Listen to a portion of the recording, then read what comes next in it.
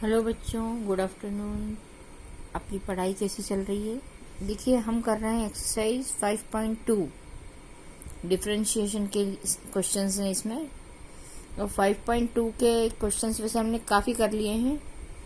ये एक last question 10 जो है ये अपन और देख लेते हैं। इसमें आपसे पूछा है कि क्या ये फंक्शन डिफरेंशिएबल है। तो इसमें देखिए, क्वेश्चन है पूरा आपका, prove that the greatest integer function defined by F of x equal x. इस फॉर्म में जो लिखा जाता है ग्रेटेस्ट इंटीजर फंक्शन होता है, ये आपको पहले भी मैंने बताया था। और यहाँ पे एक्स की जो वैल्यू है वो 0 से 3 के बीच में है। मतलब एक्स इक्वल 1 लेना है और एक्स इक्वल 2 लेना है। इन दो पोजीशन पे हमको लेके बताना है कि ये डिफरेंशिएबल है या नहीं है। अब देखिए इसका सॉल्यूशन। हम पहला x इक्वल 1 पे लेते हैं। 8x equal 1। इसमें हम इसकी लेफ्ट हैंड और राइट हैंड दोनों साइड इसका डेरिवेटिव निकालेंगे। लेफ्ट हैंड का मतलब है कि हम h को 0 से कम लेंगे, और राइट हैंड का मतलब है हम 0 से ज्यादा, मतलब -1 और +1, इस तरह से हम लेते हैं।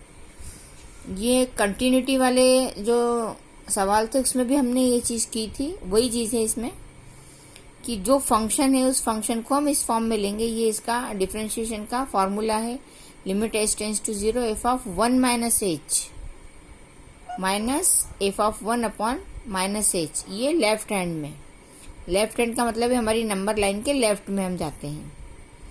तो 1 माइनस h, 1 से h को माइनस करेंगे तो इसकी वैल्यू जो कि 1 माइनस h की वो 0 साइड आ जाएगी। तो 1 माइनस h की वैल्यू 0 हो जाएगी। f ऑफ 1 की वैल्यू हमने 1 रखी, क्योंकि हमने x1 लिया है यहाँ पे जो फार्मूला होता है वो x माइनस h है, तो ये 1 माइनस h हो गया। यहाँ पे f ऑफ x होता है तो f ऑफ x की जगह 1 आ गया। और इसको जब हम देखते हैं, जब h इक्वल 0 रखेंगे तो हमको ये फंक्शन नॉट डिफाइंड मिलेगा। 1/0 नॉट डिफाइंड हो जाएगा। जब हम इसकी राइट हैंड डेरिवेटिव देखते हैं तो राइट हैंड डेरिवेटिव में limit h tends to 0 1 plus h minus f of 1 upon h। यहाँ पे भी फार्मूला लगा है आपका x प्लस h और माइनस में f ऑफ x। यहाँ पे भी x की वैल्यू 1 रखी, तो यहाँ पे हमको h 0 समथिंग प्लस है, लगभग 0 प्लस, तो ये हो जाएगा 1 माइनस 1। क्योंकि यहाँ पे नेगेटिव में जाते हैं तो ये 0 मिलती है, और यहाँ पॉजिटिव में जाएंगे तो 1 मिलेगा। 1 प्लस h को हमने 1 माना है, तो यहाँ पे हमको ऊपर मिल रहा है 0, और h की लिमिट रखेंगे 0, तो हो जाएगा 0/0 मीन्स 0। यहाँ पे आंसर हमको मिल रहा है नॉट डिफाइंड, यहाँ पे मिल रहा है 0। इसका मतलब है कि LHD और RHD दोनों इक्वल नहीं हैं। यदि ये दोनों इक्वल नहीं है तो ये फंक्शन हमारा डिफरेंशिएबल नहीं है। क्योंकि हमने एक चीज ये भी देखी थी कि यदि फंक्शन हमारा कंटिन्यूअस होता है तो ही डिफरेंशिएबल होता है, या डिफरेंशिएबल होता है तो ही वो कंटिन्यूअस होता है। ये दोनों एक दूसरे के पूरक हैं। तो f is not differentiable eight x equal 1। Same process हमने की है x इक्वल 3 के लिए। तो यहाँ पे हम क्या करेंगे, अब फॉर्मूले में x की जगह 3 रख देंगे। तो ये हो जाएगा limit h tends to 0 RHD में f of x 3 plus h minus f of 3 upon h। 3 plus h को हम क्या मानेंगे, 3, तो 3 माइनस 3 अपॉन h। h की लिमिट जब हम रखेंगे यहाँ पे 0 तो हमको मिलेगा 0। LHD में हम इसको 3 माइनस h रखेंगे, limit h tends to 0 f of 3 minus h minus f of 3 upon minus h। तो ये हो जाएगा 2 माइनस 3, तो ये हो जाएगा -1, और ये आ रहा है हमारा माइनस h। जब इसकी लिमिट रखेंगे तो h आ जाएगा 0, -1 अपॉन h, ये भी नॉट डिफाइंड होगा। यहाँ पर भी हमको RHD और LHD इक्वल नहीं है, दोनों की वैल्यू अलग अलग आ रही है, तो हम कहेंगे कि ये फंक्शन x इक्वल 3 पर भी डिफरेंशिएबल नहीं है। अब आपकी 5.2 एक्सरसाइज तो हो जाती है यहाँ पे कंप्लीट। 5.3 एक्सरसाइज जो है इसमें इम्प्लिसिट फंक्शन है। इम्प्लिसिट के जो क्वेश्चन है, क्वेश्चन में कहीं भी लिखा हुआ नहीं आएगा कि ये इम्प्लिसिट फंक्शन है, लेकिन इम्प्लिसिट फंक्शन की क्या डेफिनेशन होती है और इनको किस तरह से किया जाता है वो अपन यहाँ देखेंगे।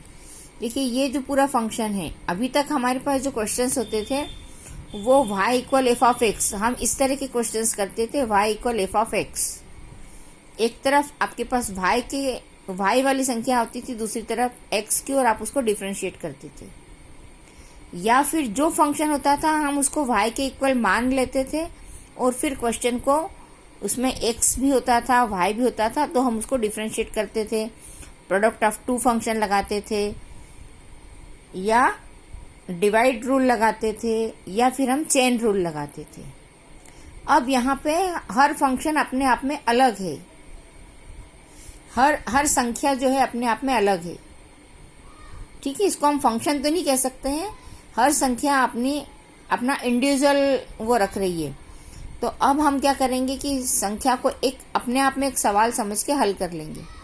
और ये जो फंक्शन है इसमें हम क्या करेंगे कि x और y इन दो को हम मेन मान के, x हमारा फर्स्ट डेरिवेटिव और ये सेकंड, इन दोनों को लेके हम क्वेश्चन को सॉल्व करेंगे।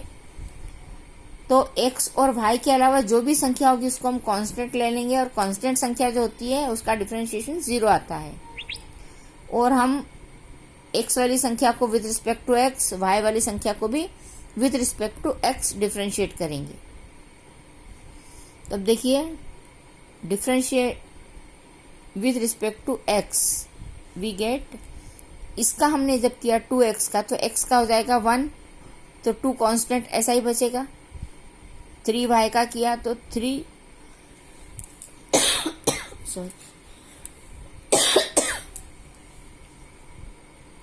y का हो जाएगा dy by dx, sin x का हो जाएगा cos x। 2 को हम इस तरफ लेके आ गए, 3 dy बाई dx बराबर cos x माइनस 2। 3 को हम इधर लेके आएंगे तो डिवाइड हो जाएगा, dy बाई dx बराबर 1/3 cos x माइनस 2। मतलब आपको क्या करना है, सबको अलग अलग डिफरेंशिएट करके dy बाई dx की वैल्यू फाइंड करना है। ये इसका आंसर है। और आगे के सवालों में भी आपको ये करना है, हर फंक्शन को अलग अलग लेके आपको डिफरेंशिएट करना है और dy बाई dx की वैल्यू निकालना है।